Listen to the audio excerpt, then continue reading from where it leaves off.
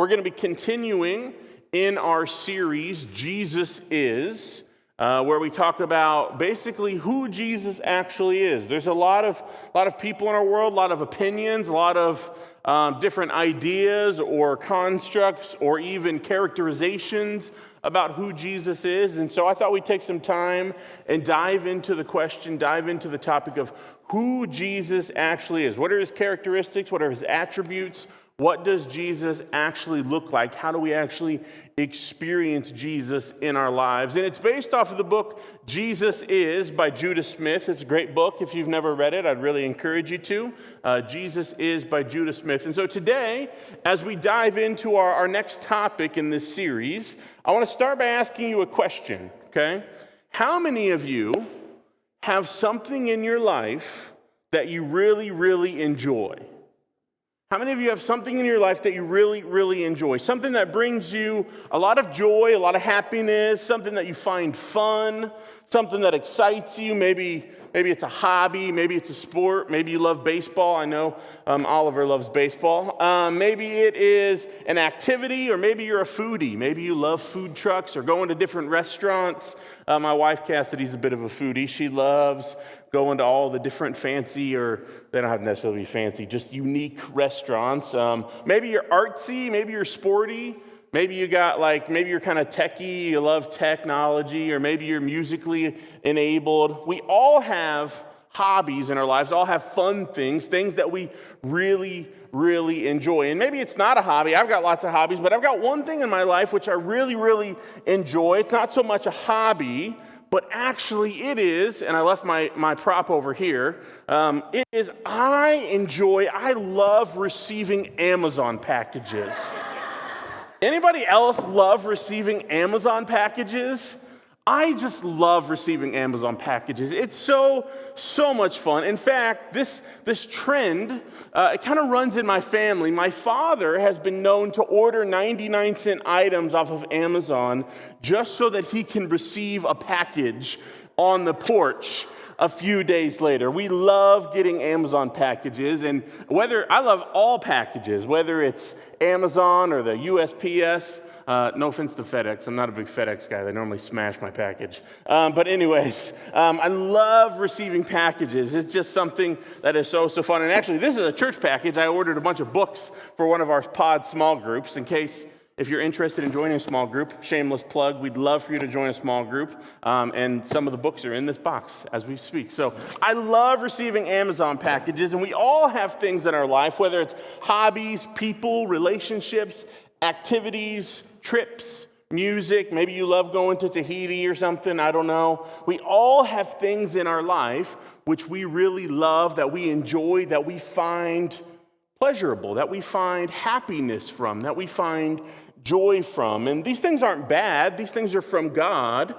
He gives each and every one of us things that we can love and enjoy and take pleasure in. But as I was preparing for today's teaching and in our series, Jesus Is, I was struck by the question, why isn't our faith, our relationship with Jesus, something that we often associate with bringing us happiness? It's not that we resent our faith in any way. It's not that we just I don't like my faith. It's just like when people ask us the question, what brings you happiness? It's not often, it seems, that our faith or our relationship with Jesus is something that would make that list. That would make the list next to our F-150, our trip to Disney, and our favorite thing of receiving Amazon packages. Our faith isn't always something that makes the list of things that make us happy. Why is that? Why is our relationship with Jesus something that does not make the list of things that bring us joy and happiness in our lives?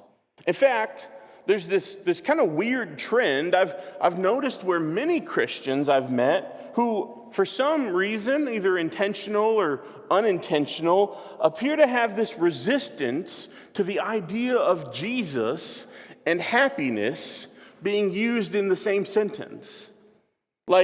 it's like they're mutually exclusive or something, like they're not intended to be used in the same structure. In fact, I've been in a lot of churches where good churches, good people of God that would be taken aback if the pastor got up and preached a message that said Jesus is happy. They just said Jesus is happy. And if I was to preach a message about how Jesus and happiness go together, it's like we think the idea of happiness is too shallow or something.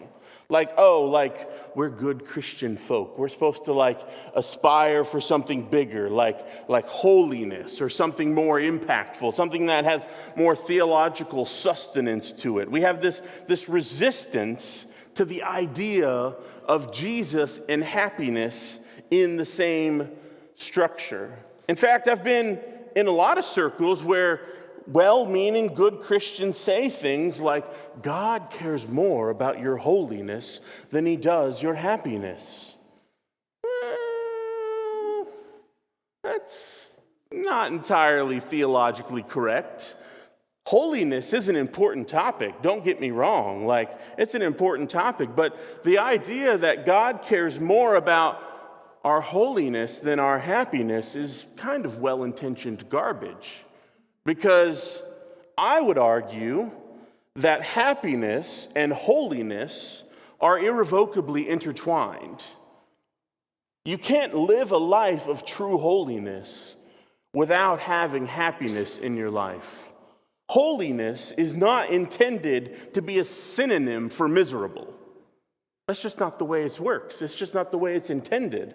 But as Christians, this line of anti-happiness is so prevalent in our Christian culture, and part of me wonders why. In fact, so much so, I've heard it so much that I actually almost skipped this message for concern that the people would be like, oh, it's not theologically in depth enough.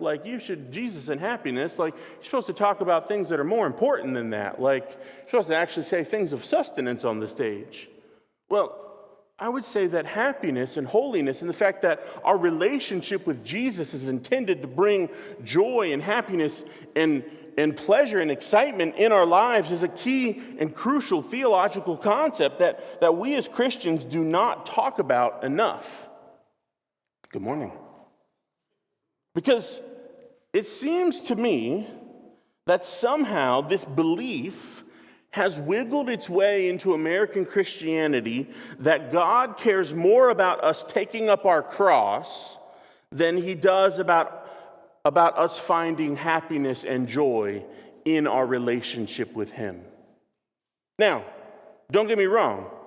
Sacrifice is a real part of faith. It's a real part of it.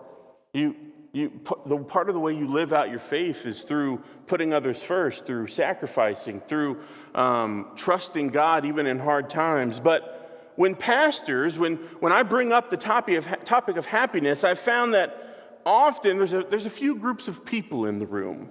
There's one group of people that goes, oh, he's about to give a prosperity gospel message, where it's just like, oh, love Jesus, and Jesus will make your life great, and he'll love you, and it'll be amazing, and sunshine, and rainbows, and flowers. There's groups of people that think that. And then there's groups of people in the room when you talk about happiness in Jesus that think, oh, this is just going to be some theologically unfulfilled nonsense that he's threw together because he ran out of time to write a message this week. And then there's groups of people that think, oh, he's not going to really talk about the meat and potatoes, the sacrifice of faith, the hardships that come with actually following Jesus, and that it's not just a road of rainbows and flowers, but sometimes Jesus calls you to do things that are uncomfortable. Why isn't he talking about that? As pastors, I have this strange pressure to properly balance the good cop, bad cop of faith. I'm supposed to properly balance, oh, Jesus loves you, with, oh, you're supposed to actually make sacrifices with your faith. And why is that? Where does that pressure come from? Why have we as American Christians fallen out of believing, falling out of the concept, and thinking that if we talk about happiness and Jesus too much, that people are just going to run amok? Why have we started thinking that, if we don't talk about sacrifice all the time, that people won't show up as good Christian folk? They won't behave the way they're supposed to. They won't show up and be more Jesus-like. And yes, it is true that faith requires sacrifice, but it's also true that faith and happiness are irrevocably intertwined. And when we exclude happiness, or the word that makes us more saved, comfortable, joy, from Jesus, we sell the person of Jesus short. And really, only talking about sacrifice is a form of self-centered control rather than Christ-oriented faith. You see, while it is true that happiness and faith is not a permission slip to be self-focused. Don't get me wrong. I'm not saying like, oh, it's all about me. Like, that's not what happiness means. But happiness is a crucial part of what it means to be a Christian. Joy is a part of what Jesus brings and who he is in our lives. I mean, think about it this way. Who is going to want to be a part of a community, a gospel, a faith that doesn't bring about joy and happiness in the lives of its participants? Who's going to want to be a part of that? Nobody. Rhetorical answer. In case you didn't know the answer is no one. Nobody's going to want to be a part of that. I don't want to be a part of that. I'm going to guess most of you don't want to be a part of that. But we've somehow transformed our understanding of the full gospel in our lives to only focus on sacrifice. And when we lack an understanding that a loving relationship with Jesus is what brings true happiness and true joy in our lives, then it creates an unrealized vacuum of faith in our lives. From my humble perspective, a lack of a healthy, Christ-centered happiness and joy theology is a crucial key to why so many Christians struggle to share their faith. I mean, think about it. People love to talk about things they're passionate about. I'm passionate about buying things from Amazon. I love to talk about it. People talk about things that they are passionate about, that they love, that they find happiness and joy in. And if that's true, if that's the case, then why do so many Christians struggle or feel uncomfortable talking about the most important thing in their life? Jesus. And as we, as a community, as 317 Church, we talk about what it means to help people experience Jesus and find freedom. And we talk about the 100,000 people in our community in Hendricks County that have no relationship with Jesus whatsoever. And we talk about helping them experience Jesus, find freedom, discover purpose, make a difference in their lives. We talk about the groups of people that God has placed in our lives specifically and called us to reach them in a way relationally, honestly, truly, not all just fake and like, hey, you're supposed to know Jesus. Like in a real way where we invest in that relationship. We can't do that without understanding why and how Jesus brings about joy and happiness in our lives. And we cannot understate the importance of remembering that Jesus, the Son of God, God in flesh, fully man, fully human, fully God, is a person of joy and happiness. And we must live our lives in a true understanding of why Jesus makes us happy, of why Jesus brings joy in our life. If I were to pause rhetorically, and I am actually going to do it, and ask the Christians in the room, if you're not a Christian, I totally get that, and I just encourage you to listen and engage and hear about who Jesus is. But if you're a Christian, and you've been a Christian for a long time, and I was to ask you the question, what about Jesus makes you happy? Could you answer that? Could you answer that question? And if so, what would your answer be? Would it be from your heart? Or would it be an intellectual regurgitation of what you learned in Sunday school? You see, too often, I find that Christians lose and forget what about Jesus makes them happy. What about Jesus brings them joy? And I believe that this is a central issue to why Christians struggle with the concept of sharing their faith. Because Christians have forgotten why they love Jesus. What about Jesus changed their life? We've gotten so worked up about making sure we show up as good little Christians and forget to remember what about Jesus changed our life. And this is part of what affects our ability to share our faith out of a place of truth, a place of grace. Because you can't intellectually regurgitate someone into a life-changing relationship with Jesus. Now, I'm not saying that theological study is a bad thing, by no means. But your faith has to be something that actually changes the way you feel about your life, not just something that makes you smarter. We as Christians, we have to remember that Jesus is a person of joy. Jesus is and was a person of happiness. But so many Christians, we've lost this in the busyness of life. And I'd argue that it's because the church of the last 50 to 70 years has overquoted certain verses without balancing them out with other verses.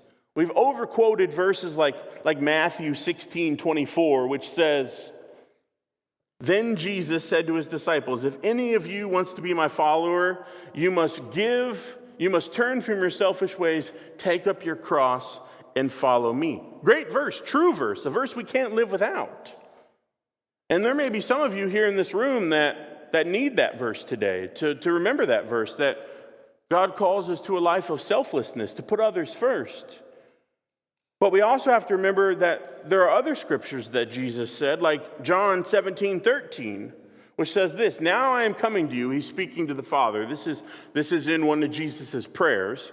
And he says, "I have told them," his followers, "many things while I was with them in this world, so they would be filled with my joy." It doesn't say so that they'd be filled with lots of fun facts or lots of good knowledge or even lots of intellectual regurgitation or even filled with being good Christians. He says to be filled with my joy. Jesus wants us, Jesus is a person, is God who wants us to be happy in him, to be fulfilled in his joy, filled with the happiness and joy that he himself lives out of. Because Jesus was and is a happy person. Some of you might be like, "That's not very theologically deep." You're right, but it's important.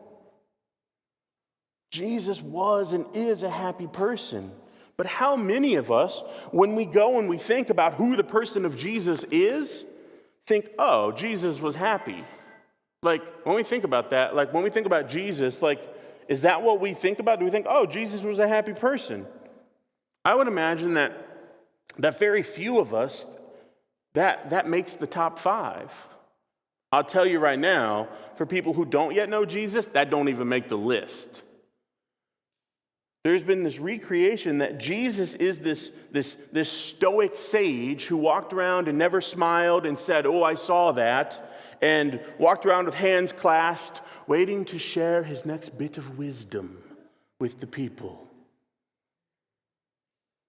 Yeah, Jesus he is wisdom, he is knowledge, he is grace, he is truth, but Jesus was also a happy dude. Like, we think somehow that calling Jesus happy is irreverent, like, "Oh, he was too godly to be happy." That's bogus. And like, why as we, as a culture of American Christians, why have we forgotten that Jesus was and is a person of happiness and joy? We forget this. We forget that Jesus was fun and then scratch our heads and wonder why the world wants nothing to do with him.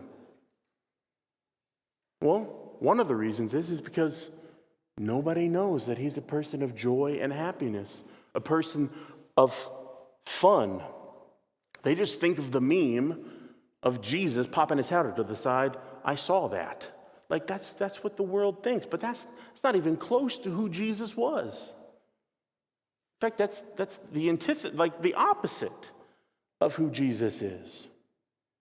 Jesus was and is a fun, laughter-filled God, a joyful man of God who loved people and loved to laugh and loved to tell jokes and loved to have, just a good time. And yes, he was fully God and fully man, but he wasn't some monk. We're not monks for Jesus. Look at the number of passages in the gospel where Jesus was surrounded by children. Specifically in Mark chapter 10, verses 13 and 14, it says this: "People were bringing little children to Jesus for him to place his hands on them, but the disciples rebuked them. When Jesus saw this, he was indignant," or he was upset with his disciples. "And he said this to them: 'Let the children come to me. Don't stop them, for the kingdom of God belongs to those who are like these children.'" Children loved to be around Jesus. And as we know, if you've got kids, children don't like stoic, stuffy, creepy people. They don't. They're not about them. But children loved to be around Jesus.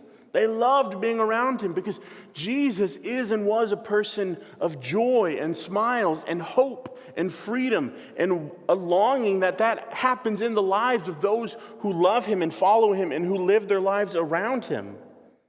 And so today, as we continue our series, Jesus Is, we'd be doing a disservice to this topic about who Jesus is and to his holistic truth that if we didn't talk about the fact that Jesus is a happy person, a person of joy, a person that also longs for us as his followers to be happy.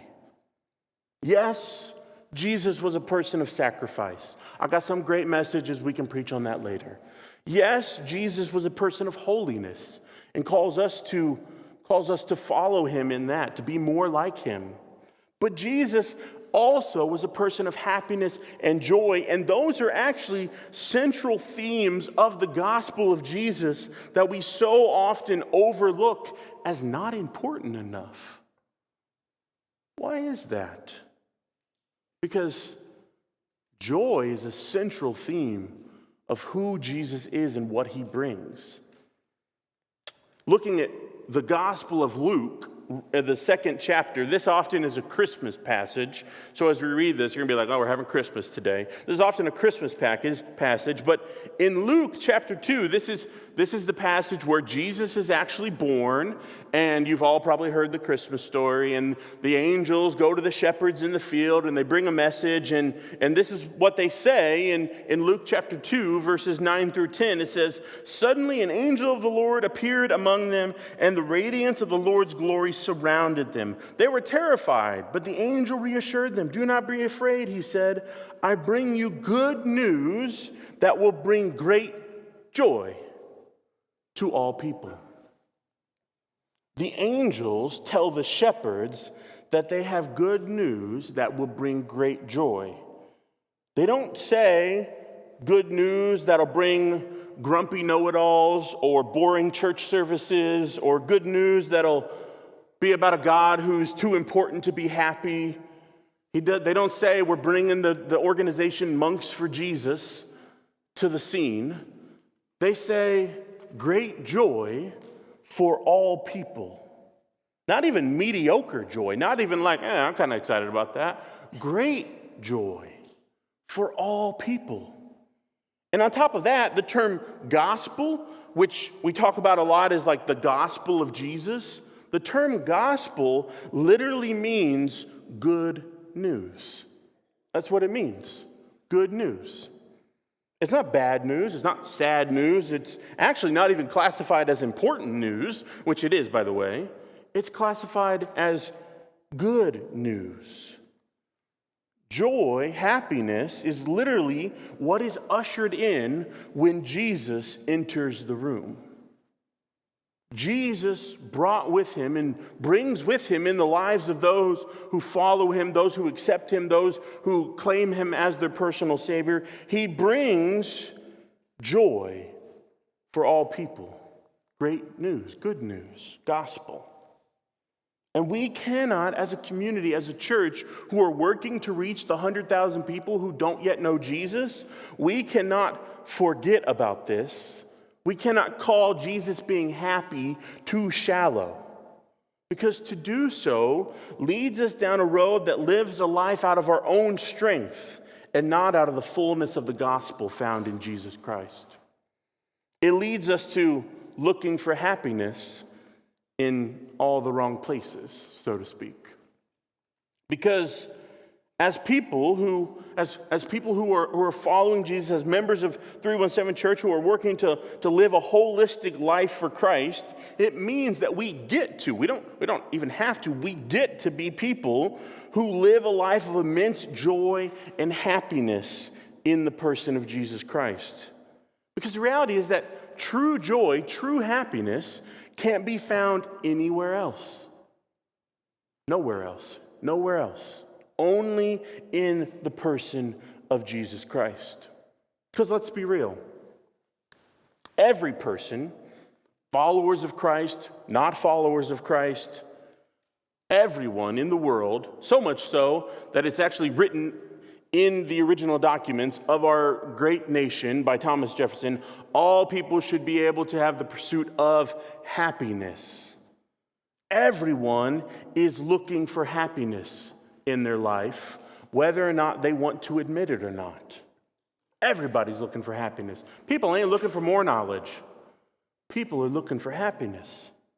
And the world is constantly telling us that they have the new, better, biggest, greater, funner way to be happy. Whether it's a newer, bigger house, a better job, more likes on social media, a new car, more vacations to Tahiti, a better spouse. You can see that from the divorce rates in our culture. More Starbucks, more success. Be the best, be the most liked, be the most important, richest Tesla driving person you can be, and that'll cause you to find happiness. Wall Street has turned the hunt for happiness into a money-making machine for them. But the reality is that all of that stuff doesn't bring true happiness. And while, hear me out, make sure you hear this, there is nothing inherently wrong with enjoying those things. I love driving my F-150. I totally do. I bought my F-150. My family thinks it's because it's really, really safe. I bought it because I like driving it. There's nothing wrong with enjoying those things in life. But they can't be the true happiness of your life. You will never find everlasting joy, everlasting happiness in those things. It can only be found in a true and full relationship with the person of Jesus Christ, who was and is himself full of joy and happiness. Psalm, the ninth Psalm in the Old Testament, the second verse says this: I will be filled with joy because of you. You referring to God. I will sing praises to your name, O Most High. The scriptures show us, the psalmist, which this psalm is attributed to King David, says that he will find joy because of you, because of God, not because of anything he bought. There's a great line in one of the hip-hop rapper artists' Macklemore's song. He says, at death, no one will regret what they didn't purchase. Our lives don't become full of joy and happiness because of the things we buy, the things we accomplish, the things we show off. They don't become joy-filled because of how good our kids become at X, Y, or Z. Our lives become full of joy because we seek God and we seek Jesus to fill us with a joy that transcends all circumstances, situations, life effects, pain, trauma. Jesus is the source of true joy and happiness. It's who Jesus is. Now, I would imagine I would be naive to not know that there are a number of people in this room who are saying, wow, Steph, that sounds really, really nice. I love your sunshine and rainbows that you're repping. But joy, I struggle with it. I can't do it. Like I feel the weight of life too heavily. I can't seem to actually experience this joy you're talking about, this happiness that you're talking about. And that could be for a multitude of reasons. It could be because of health issues. It could be because of trauma, of loss, of grief, of pain. The first thing I want to say to you, to those of you who are in this room and that's what you're thinking, is that I get it. I get it. I've been there. I've had those times and spaces in my life where joy seemed intangible. Joy seemed laughable.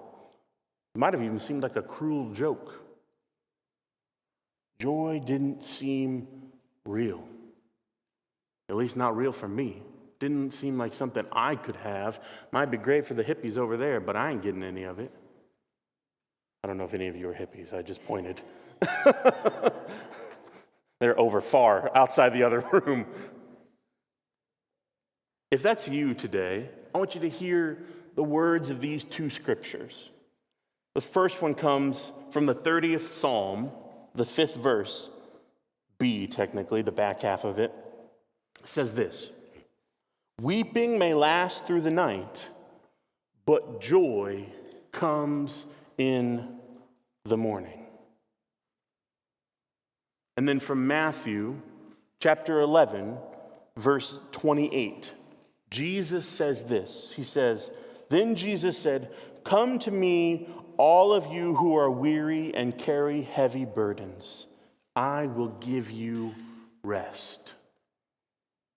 Today, you may be here, you may be in this room. The idea of joy, it might be elusive to you, it might be distant, it might even be anger-producing for you. But Jesus wants to repair your joy. He wants to give you a joy that knows no bounds. He wants to give you a joy that doesn't change because of the struggles that happen in life. And you may be in a season where your joy is diminished, or you may even feel like it's not just a season, but you've been in here half your life, where your joy, you just don't got none of that. Like, that's for someone else. Regardless of how deep, how far away joy seems to you, happiness seems to you, Jesus can and wants to repair your joy. He wants to. He longs to. And now, I'm not saying he's going to do it overnight. Like, it's not necessarily like you came to church and tomorrow you're going to wake up the most joyful person around. Like, it doesn't really work that way necessarily. I'm not saying that you won't still have difficult times and spaces in life. You will. You will. Life is life. You will have difficult times. You will have difficult spaces. But joy will come. Joy will come. And we are called, the key to this is keeping our focus on the person of Jesus Christ.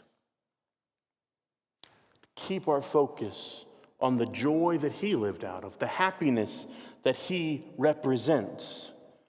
And I'm not talking about like a fake it till you make it type of thing. Like the whole line, I'm too blessed to be stressed. Then either you ain't very stressed or you got a weird blessed going on.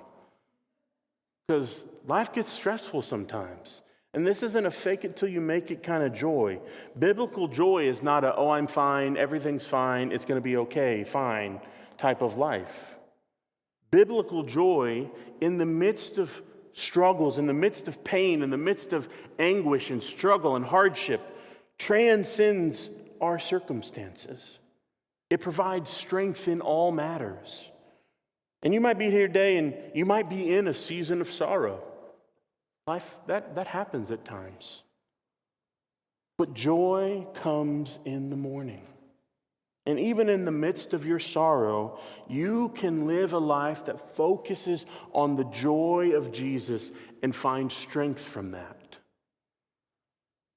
We see this in Scripture, specifically Nehemiah chapter 8, verse 10, where it says this.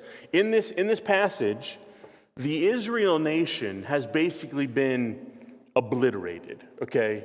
They're just like, they're out, they're like not doing well. All the things that matter to them are in ruins. They're having a bad week, bad 100 years even. Jewish people aren't doing very well. And the prophet Nehemiah writes this from the word from God. He says, "The joy of God is your strength." How many of us in our lives, how many of us actually allow the joy of God, may not even be joy we possess or feel, but the joy of God to be a guiding light and strength in our life? Knowing that God, that Jesus is a good and loving Father, that life may suck at the moment, but one day, as we continue to focus on Him, joy will come. Jesus brings happiness. And maybe you're here today and you've just been crushed by life. You've just joy seems laughable. Maybe it's because of depression. Maybe it's because of grief. Maybe because of trauma, health issues, money, circumstances. Joy comes in the morning. Jesus cares about each and every human being ever born. And He says, I have joy for your life. I want you to live out of the strength of my joy. Or maybe you're here and you've been a Christian for a long, long time, but you've just got too focused on being a good little Christian and not focused on Jesus enough. Whatever your story is, I want to encourage you to do one thing today. Just one. Just one. Sometimes you leave church and you're like, He wants me to do 12 things. Just want you to do one thing today. And it comes from Proverbs chapter 3, verses 5 and 6. It says this: "Trust in the Lord with all your heart. Do not depend on your own understanding. Seek His will in all you do, and He will show you which path to take." Trust in the Lord. If you're here today and joy seems distant, gone, if you've forgotten that Jesus was a happy person, trust in the Lord and do not depend on your own understanding. Sometimes when we're in the midst of pain, our understanding is upside down, 3 ways to Sunday, confusing, broken. We don't really know what's happening. It says, don't lean on your own understanding. Trust in the Lord. Because God is a gracious, a loving Father. Your father may have sucked. I have no idea. But God is a gracious and loving Father who desires for you to be happy in your life, for you to have joy. And for that joy to not just end with you, but to overflow into the lives of those who do not yet know Him. People need to know that Jesus is a person of joy. Because joy, Jesus-centered joy, breaks through all situations, all pain. So today, let's stand, let's sing as the band leads us in our final song, and let's remember that God is a gracious and loving God, and that trusting in Him is the path to joy.